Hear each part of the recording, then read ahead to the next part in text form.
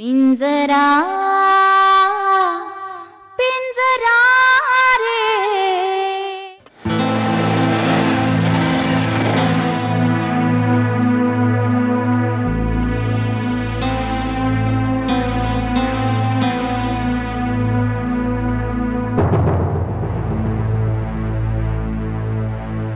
पाणी द्या ना.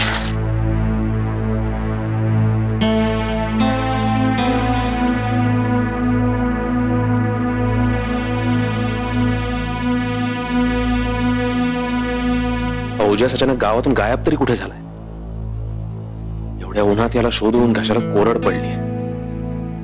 गेला कुठे आहे?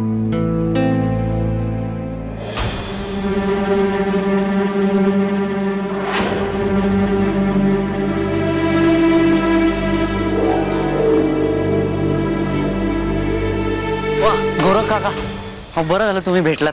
मला जरा चांदणी लॉज पर्यंत सोडता का? इकडे कुठे गेला होतास तू? तुमच्या पुतणीला चायनीज खायचं होतं म्हणून शोधत फिरत होतो चायनीज कुठे मिळते. पैसेही संपले. आता हे एवढं परत लांब चालत जायचं तर सगळं गार होऊन जाणार आणि तू परत बोंबाबोंब करणार. केव्हा गेला होतास? बराच वेळ झालाय. पण का असं का विचारताय? नाही, नारायणीशी आज तुझं भांडण वगैरे झालं का? काय नवरा बायकोत भांडणं होणारच. आमची तर सारखीच होतात. काय सांगू काका, तिला खरं तर लग्नच नव्हतं करायचं माझ्याशी. मी असा रिकाम टेकडा बिनकाम्या नवरा आणि माझी स्पर्धा कोणाशी? तो वीरशी. तो कसा भारी आहे सारखा ऐकवत असते मला. अच्छा, म्हणून तू आज भांडलास तिच्याशी? मी कसला भांडतोय? मी नाही फारसं मनाला लावून घेत काका. ती भांडली तरी आपल्याला माहिती आहे तिचा स्वभाव. फार आरडाओरडा केला तर सरळ कानात बोट घालून बसतो. अगदी राग आलाच तर सरळ मी बाहेर निघून जातो. माझे फोन का नव्हता घेत तू? नाही, माझ्याकडे नंबरच नव्हता तुमचा. उलट मला तुमच्याशी बोलायचं होतं पण तुमचा नंबर नव्हता, त्यामुळे काही कॉन्टॅक्ट नव्हता करता येत. इथे काही राहायची सोय नाही ना नीट, त्यामुळे ती चिडचिड करते जरा. तुम्ही सांगा ना आता काय करता येईल? बरं चला, सोडतो मी तुम्हाला. फक्त एक, आपण आज भेटलो होतो हे नारायणीला सांगू नका. तुझ्या हितासाठी आहे तेच सांगतो.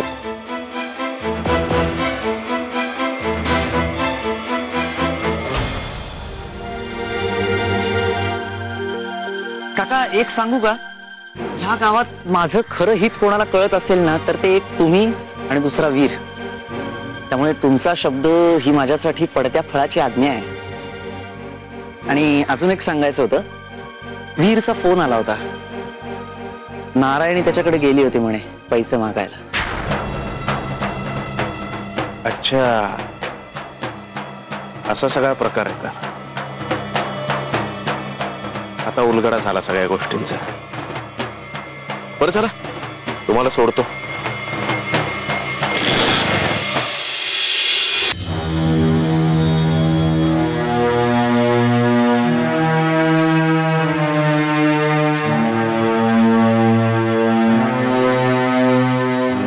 तू कुठं गेलतेस चांगलंच ठाव आहे मला आनंद. काय गरज होती तुला जायची? सकाळीच मला कबूल केलंस ना व की कुठल्या भानगडीत पडणार नाहीस म्हणून. तिने फोन केला लगेच गेलीस तू. तुला चांगलंच ठाव आहे ना व की इरला आवडायचं नाही असं. आणि इरलाच काय, मला आणि ह्यांना बी नाही आवडायचं. आई ती खरंच अडचणीत होती. तिला अडचण कवा नसते आनंदे, कायमच अडचण असते तिला. आणि अडचण नसली ना तर निर्माण करल ती पोरगी. नाही आई, ती अशी मुलगी नाहीये. तुझ्यापेक्षा मी तिला जास्त चांगली ओळखते ना व.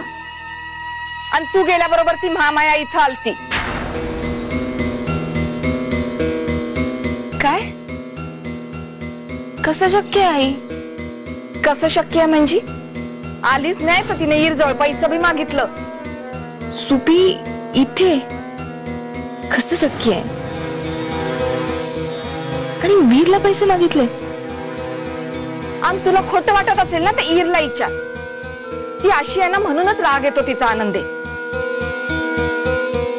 आई तुमचा काही गैरसमज नाही ना झालेला? गैरसमज? हे बघ आनंदे, जे झालं ते झालं. यापुढे तू तिला भेटायला गेलेली आम्हाला चालायची नाही.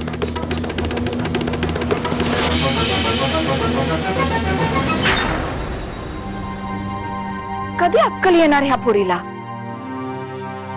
भोळे भाबडेपणाचा जमाना गेला आता. इथं ठकाला महाटक होऊनच राहिलं पाहिजे. नाही तर ती पोर कच्ची फाडून खाईलीला कसं कळत नाही? नाही, अजून तरी कोणी पोचलेलं नाहीये सर. हो, पोचायला हवंय वना. नाही, तुसगावात आल्यानंतर तुम्ही देशमुखवाडा कोणालाही विचारलं ना तर कोणीही सांगेल. येस, नक्की नक्की. हो, कळवतोच तुम्हाला. या या. पुण्यावरून निघालेला माणूस पोचेल आता, पण नारायणीकडे गेलेली आमची आनंदी अजून आलेली नाहीये. नारायणीने काही ठेवूनच घेतलंय का आनंदीला काय माहिती. हेही शक्य आहे म्हणा, कारण नारायणीच्या नालायकपणाला आणि आनंदीच्या मूर्खपणाला काही सीमाच नाही.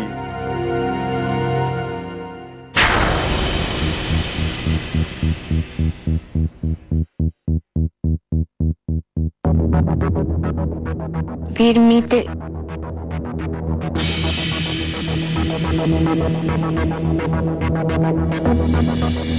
खूप उशीर झाला ना मला. हो का? तिथे खूप गोंधळ चालला होता वीर. मग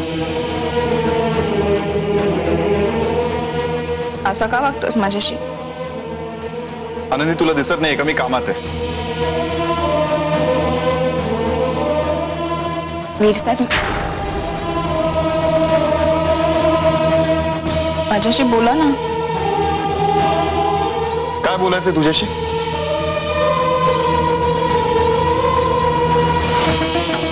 मला विचारणार नाही मी कुठे गेले होते?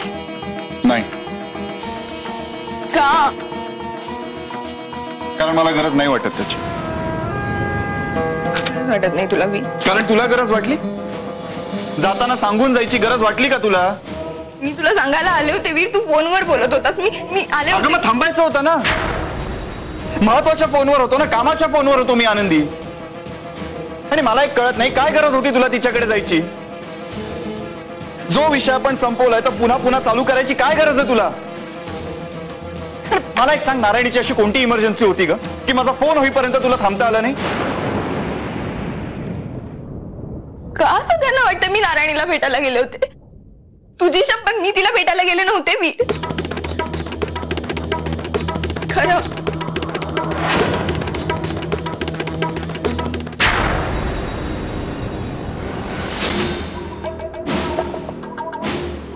मला सहानुभूती दाखवायची तर लांबच, पण वीरनं मला सरळ बाहेर जायचा रस्ता दाखवला. त्याची हिंमत कशी झाली माझ्याशी असं वागण्याची? त्याला काय वाटलं या पद्धतीने मला अडकवून तो स्वतः आनंदी राहील? खूप महागात पडेल वीर, खूप महागात पडेल. आणि माझ्या नशिबात हे सगळं त्या भिंडोक ओजसमुळे झालं. त्याला काही अक्कलच नाही आणि दुसऱ्यांचं ऐकायची सवय नाही. फायद्याच्या गोष्टी ऐकायच्या नाही. बोंबलून बोंबलून मी सांगते त्याला, वीरला जाऊन सांग आमची तुझ्याबरोबर राहण्याची व्यवस्था कर. पण नाही, ह्याचा माज लायकी तरी आहे का त्याची? पण मी देशमुखवाड्यात जर गेले नाही तर कायमस्वरूपी एखाद्या लाचार कुत्र्यासारखं मला शेलारवाड्यात पडावं लागेल.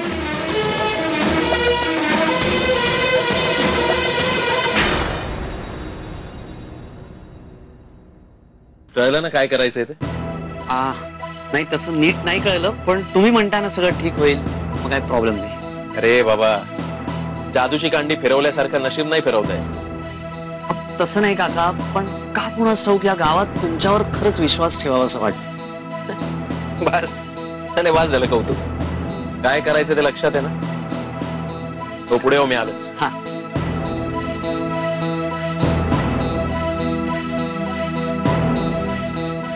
आता कळेल हा खरं बोलतोय का नारायणी.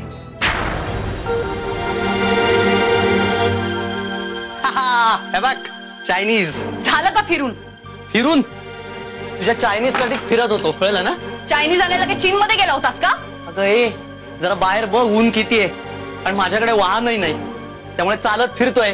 त्या कोपऱ्यावरच्या दुकानात नाही मिळालं म्हणून पुढे चाललोय. ठीक आहे, उघडून खा. चायनीज भेळ कुठे? ते असेल त्याच्यात कुठेतरी बघ. लाज नाही वाटत तुला असेल कुठेतरी म्हणायला? या अशा अवस्थेत मी शोधाशोध करू? हा, नोकर सारखा उभा काय असू? अरे काय डोकं फिरलं का काय तुझं? हा, लायकी आहे का तुझी? माझं डोकं फिरलं म्हणायची लायकी आहे का तुझी? हा, कॉलर सोड. नाही सोडणार. घाणेड्या माणसा, धडाधड उत्तरं कसली देतोस? हा, उत्तरं कसली देतोस? 5 पैसे कमवायची लायकी नाहीये आणि मला ऑर्डर देतोस तू? आयुष्याचं वाटोळ केलंस माझ्या तू. मागच्या वेळी गाव सोडून गेलास तेव्हाच मेला का नाहीस? का आलास परत बोमलत? का आलास परत? हा, बोल ना, का परत आलास तू? चलू चालता हो. काय चाललंय तुझं? तुला हवं असलं तर मी बदलून आणून देतो. मला नवरा बदलून हवाय, कारण तू नवरा नाहीयेस, रद्दी भंगार आहे तू. किडावरची घाणच चालता हो. नारायणी, अगं बाळ आहे तुझ्या पोटात. बाळवीरच आहे. अगं कुणाचंही असलं तरी तुला त्रास होणार आहे ना बाळा. गस डॉक्टरांसारखे सल्ले देऊ नकोस. कंपाऊंडर बनण्याची तरी लायकी आहे का तुझी? नारायणी, फार होतंय आता तुझं. मलाही स्वाभिमान आहे. अभिमान असलेली माणसं दुसऱ्यांच्या तुकड्यांवर जगत नाहीत, कळलं का? कळलं तुला? नारा! काल असे ते जा इथून. नारा, अगं काय चाललंय तुझं? अगं मूर्ख आहेस का? जा इथून. अगं मूर्ख आहेस का? अगं हे त्रास होईल तुला. अशा समोर हुशारी करतोस? आज मी तुझा जीव घेईन. बघ, आज मी तुझा जीव घेईन.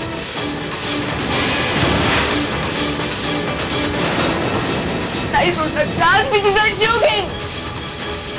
नारा, अगं हे नारा सोड.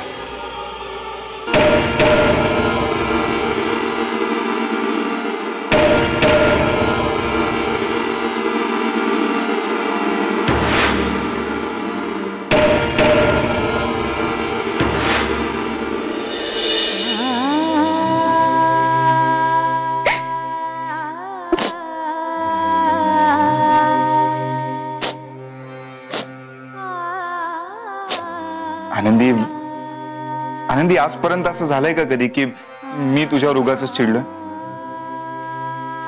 हे बघ, नारायणीकडे नव्हती गेलीस ना तू? मग मला सांग ना, कुठे कोणाकडे गेली होतीस? मी नाही सांगणार बाबा, तू रागवतोस. आनंदी, आता 4 वेळा सांगितलं ना मी तुला, नाही रागवणार. सांग मला कुठे गेली होतीस? नाही कळत मला तुला कसं सांगायचं ते. हे बघ आनंदी, तू नारायणीकडे गेलीयस हे कळल्यावर मी जेवढा चिडलो होतो त्यापेक्षा कमीच चिडेन ना. मी सांगायला हवंय का? हे बघ आनंदी, आता आपल्याला कुठे पुण्याला जायचं आणि तू नवीन घोळ काय घालून ठेवतेस? हे बघ, मी तुला सांगतोय ना, मी अजिबात नाही ओरडणार. मला सांग, कुठे गेली होतीस? तू आधी म्हण की तू रागवणार नाहीस. अगं मग काय बोलतोय मी? नाही रागवणार तुझ्यावर. सांग मला, कुठे गेली होतीस तू? मी सुपीकडे गेले होते.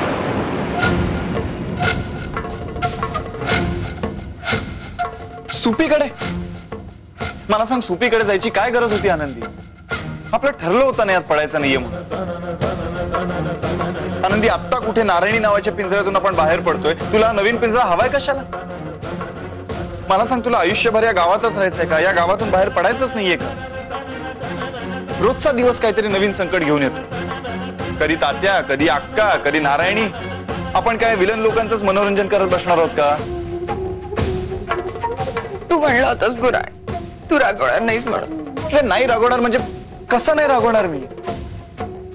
आनंदी, ज्या गोष्टीपासून मी तुला जाणीवपूर्वक लांब ठेवतोय तू त्याच गोष्टीच्या जवळ जातेस. ठीक आहे, मला सांग, का गेली होतीस तू सुपीकडे? तुला माहितीये का, ती सुपी आहे ना, तिने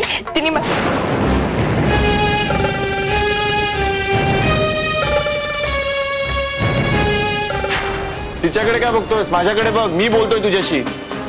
मला सांग, काय नवीन गोंधळ घालून ठेवलास? हे बघा, जे काय झालं ना ते मला खरं खरं सांगा. खोटं अजिबात खपवून घेणार नाहीये मी. पिंजरा